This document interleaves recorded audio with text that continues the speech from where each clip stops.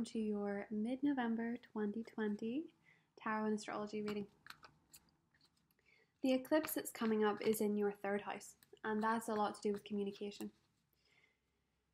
Where it reaches a point of culmination, a point of understanding, and a point of internal realization comes from May of this year, at the very end of May, where there was a new moon in Gemini. And with Venus being retrograde in Gemini back then, around that time, this has been a year for you where you've really grown to understand your communication skills. It's where you have learned how to articulate your feelings, or if you haven't quite got there yet, the way that you communicate is still due to change around this eclipse. Now, it could be that you hear news about a sibling, news that makes you quite happy. Or it could be that with Mercury, the ruler of this lunar eclipse, being in Scorpio, your most intimate sector, it could be that when it comes to love, the Lovers and the Page of Wands, there's good news. And the pages are typically quite communicative. There's conversations in love. There is outgrowing of an attitude that was a little bit immature. You and somebody else have the desire to create something. Mercury is harmonizing with Saturn, Jupiter, and Pluto in Capricorn. Your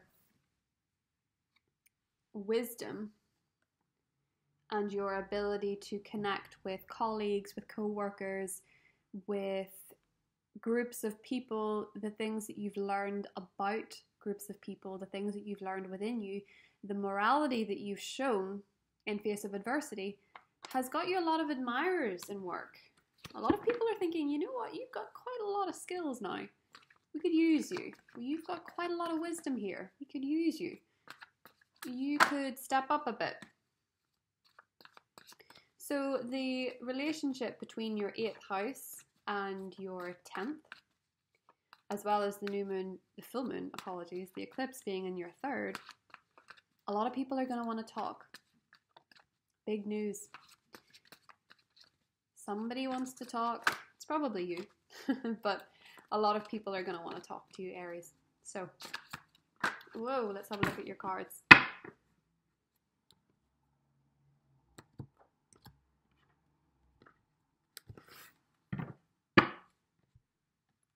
We have the 3 of Wands, the 2 of Cups, the World, the 10 of Swords, and Temperance.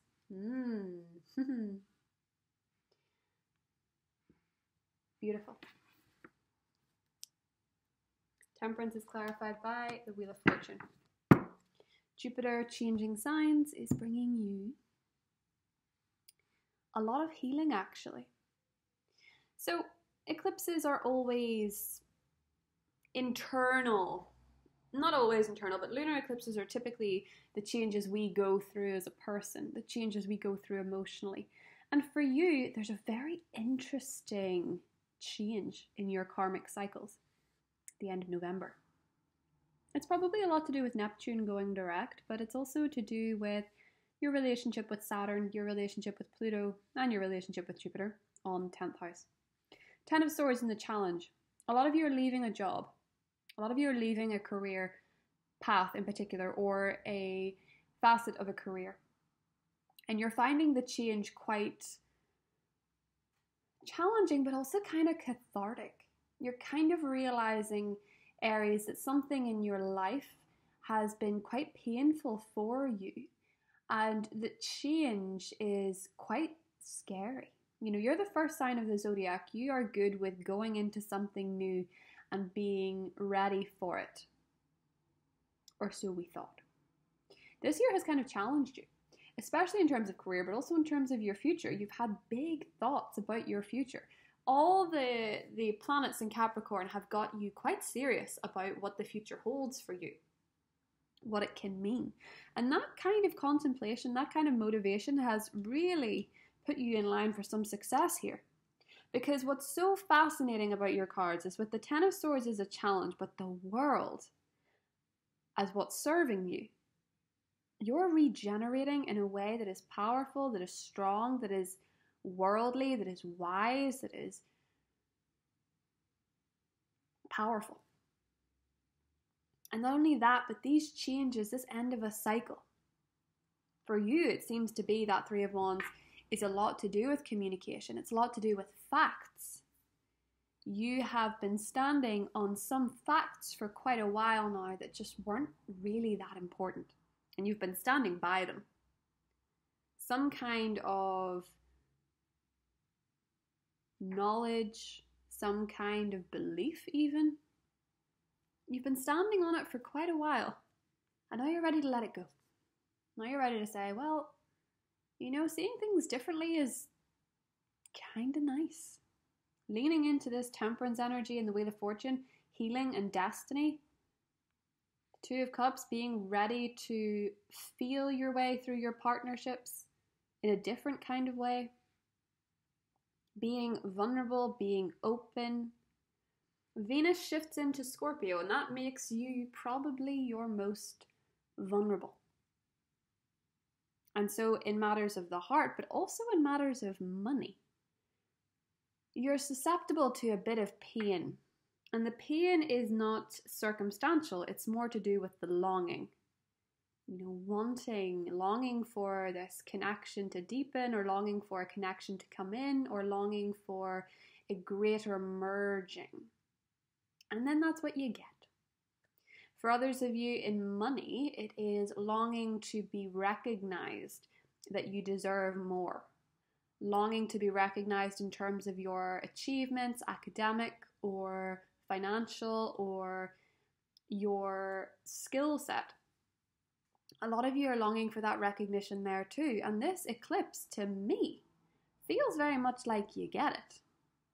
But you get it in a way that is both a triumph and a moment of healing for you.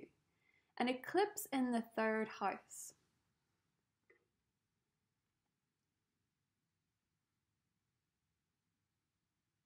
Is the greatest unleashing of a throat chakra that I can think of. You suddenly find yourself overwhelmed with words that you want to say. And surprisingly for you, because you wouldn't expect it, surprisingly for you, with the Angel of Balance here, the healing energy, and the Wheel of Fortune, destiny, your words are very healing, your words are very powerful, but they're also leading you into a destiny that's very much a sense of peace and a sense of calm that I don't think you've felt in quite a while. There are some areas of your life when you're kind of bored. Queen of Swords. And you're bored because you're being too resilient. You're having too much of a barrier. You're having too much of a guard. And it's not really allowing for too much fun, which is one of the problems. But that eclipse is going to shift that. In fact, where you feel like things have been boring or stagnant, the Gemini eclipse comes in and presents you with a 10 of Cups like energy, where you feel very emotionally fulfilled. Probably because you say something you need to say. Be it in work, be it in family, be it in career, be it in love, be it to your pet. I don't know. But with the Angel of Healing and Destiny, you can bet that the next Jupiter cycle is going to be one for you where you really get in touch with your own emotions and you feel very much part of something bigger. Because after this Gemini eclipse is the Sagittarian eclipse, which is the bigger ideals. And it's a lot to do with, because it's solar, it's a lot to do with the stuff that happens on the external. So your belief system may change. And you know, that eclipse that's coming up about your belief system in December, and I will go into it more then, there will also be a special on it. That eclipse will be trining Mars in your sign. And so you see things in the next month or so with a clarity, with an understanding, and with a faith that you've not had in a while. And maybe it's because you've believed some facts to be true that just weren't. You believed that you had to do things a certain way when you didn't. And that's kind of frustrating when you find out that, oh my, the facts that I've surrounded myself with or motivated myself with haven't actually been true at all. But good, it's better to know at the eclipse than later. Because finding out now sets you up for that solar eclipse that's just going to elevate you higher. And by facts, Aries, I don't mean somebody else has deceived you. I mean you've deceived yourself with a way of thinking. A way of justifying yourself. Or justifying your losses, or justifying where you are. And that shedding of these facts is actually setting you up for something so much bigger, so much more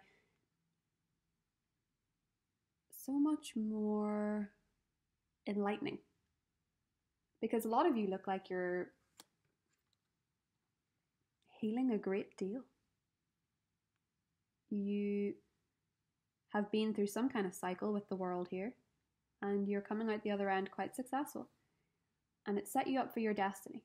As anybody who has had some kind of tragedy or disappointment in their life will tell you, oftentimes we can look back and say, I understand why that happened. I don't feel good about the thing that happened necessarily, or I don't necessarily, well, you don't feel good about it. You know, it's the same thing as being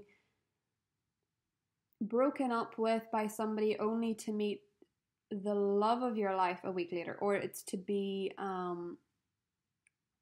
me think, like losing a job or not being accepted for a job, more like, and then your dream job lands up and you realize that the last place you applied for, your dream job, everyone was made redundant.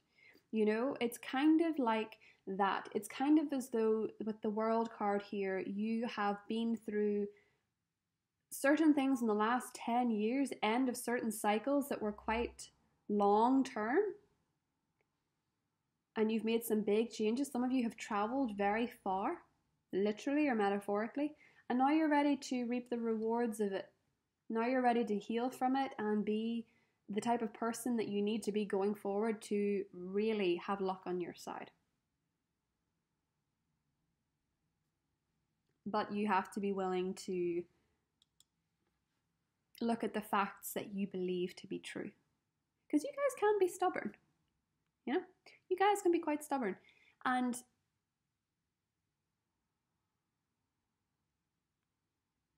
not all the stories you tell yourself are true.